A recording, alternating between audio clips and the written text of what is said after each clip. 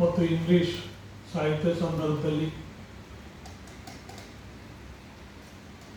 ಬಂದಿರತಕ್ಕಂಥ ಅತ್ಯುತ್ತಮ ಕವಿತೆಗಳನ್ನು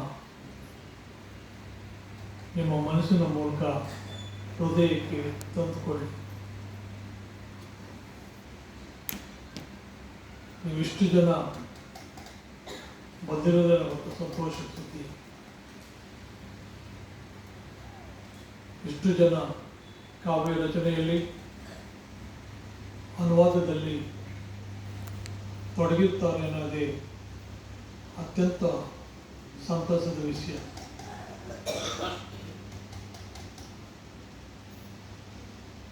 ಒಂದು ನಾವು ನೆನಪಿಟ್ಕೊಳ್ಬೇಕು, ಜಗತ್ತಿಗೆ ಇವತ್ತು ಕೂಡ ಒಂದು ರೀತಿಯ ಚಲನಶೀಲತೆ ಇದ್ದರೆ ಅದು ಕಾವ್ಯದ ಮೂಲಕ.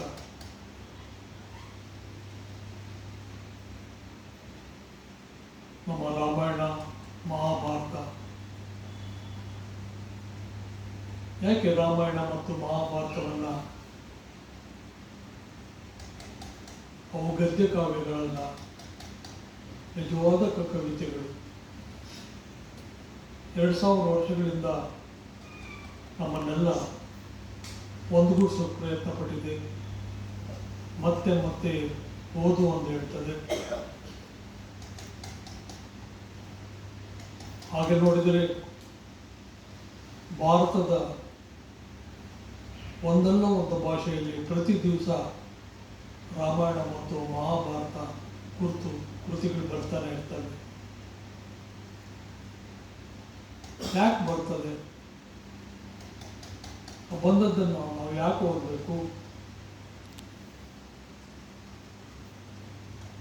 ನಮ್ಮ ಮೇಲೆ ಯಾರು ಓದಿ ಅಂದ್ಬಿಟ್ಟು ಒತ್ತಡ ತರೋದಿಲ್ಲ, ತರಬೇಕಾಗಿಲ್ಲ. ನಾನೇ ಅದನ್ನು ಒಂದು ತಲ್ಲೀನತೆಯ ಮನೋಭಾವನೆಯಿಂದ ಸ್ವೀಕರಿಸಿಕೊಂಡು ಓದಬೇಕಾಗ್ತದೆ. ನನ್ನ ಅಂತರಂಗಕ್ಕೆ ಬಿಟ್ಕೊಳ್ಬೇಕಾಗ್ತದೆ. ಕನ್ನಡ ಸಂದರ್ಭದಲ್ಲಿ ಕುವೆಂಪು ಇರ್ಬೋದು, ಬೇಂದ್ರೆ ಇರ್ಬೋದು, ಗೋಪಾಲಕೃಷ್ಣ ಅಡಿಗ ಇರ್ಬೋದು, ಮತ್ತು ಇವತ್ತು ಕೂಡ, ಮತ್ತು ಜಗತ್ತಿನ ಬ್ರೇಕ್ ಇರ್ಬೋದು, ವರ್ಡ್ಸ್ ಹೌಸ್ ಇರ್ಬೋದು, ಶೆಲ್ಲಿ ಇರ್ಬೋದು, ಇವರೆಲ್ಲ ಕೂಡ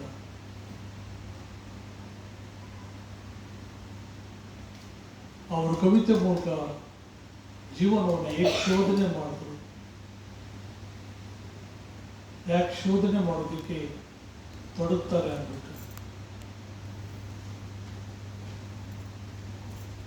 ಕವಿತೆ ಬರೆಯೋದ್ರಿಂದ, ಕವಿತೆ ಅನುವಾದೋದ್ರಿಂದ, ಕವಿತೆ ಓದೋದ್ರಿಂದ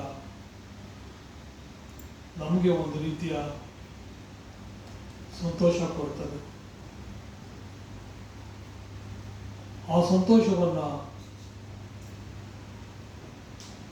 ಅದು ನಮ್ಮ ಮನಸ್ಸಿನಲ್ಲಿ, ಹೃದಯದಲ್ಲಿ ಬತ್ತಿ ಹೋಗದಂತೆ ಅದನ್ನು ಸಾಧ್ಯವಾದ ಮಟ್ಟಿಗೆ ನಾವು ಕಾಪಾಡಿಕೊಳ್ಬೇಕಾಗ್ತದೆ.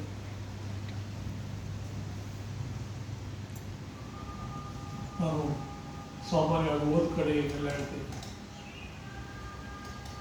ನಾನು ಲಂಕೇಶ್ ಅವ್ರ ಜೊತೆಯಲ್ಲಿ 32 ವರ್ಷ ಪ್ರತಿ ದಿವಸ ಅವ್ರ ಸಂಜೆ ಕಳೆದಿದ್ದೆ.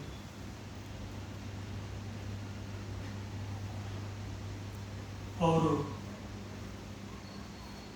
ಎಷ್ಟು ಅತ್ಯುತ್ತಮ ಕವಿತೆಗಳನ್ನು ನಮ್ಮ ಓದಿ ಹೇಳ್ತಾ ಇದ್ರು ಮತ್ತು ಓದುವರು ತಿಳಿಸ್ತಾ ಇದ್ರು.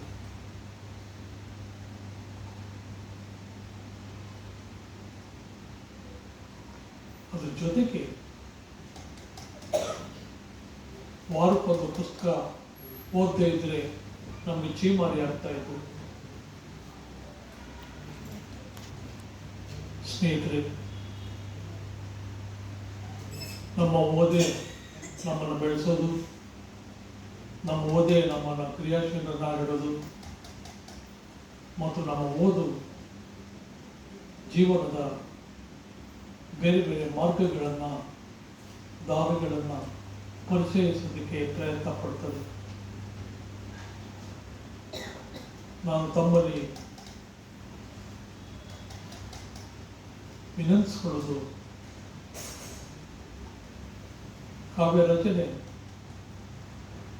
ಮತ್ತು ಅತ್ಯುತ್ತಮ ಕವಿತೆಗಳ ಅನುವಾದ ಇಷ್ಟಕ್ಕೆ ತಮ್ಮನ್ನು ಸೀಮಿತಗೊಳಿಸ್ಕೊಳ್ಬೇಡಿ.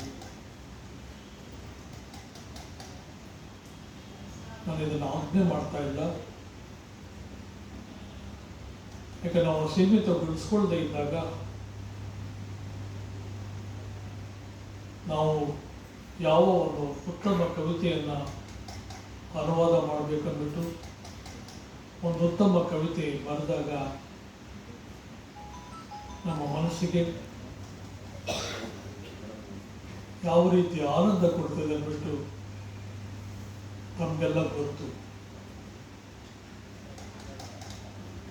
ಯಾಕಂದರೆ ನಾವೊಂದು ಅತ್ಯುತ್ತಮ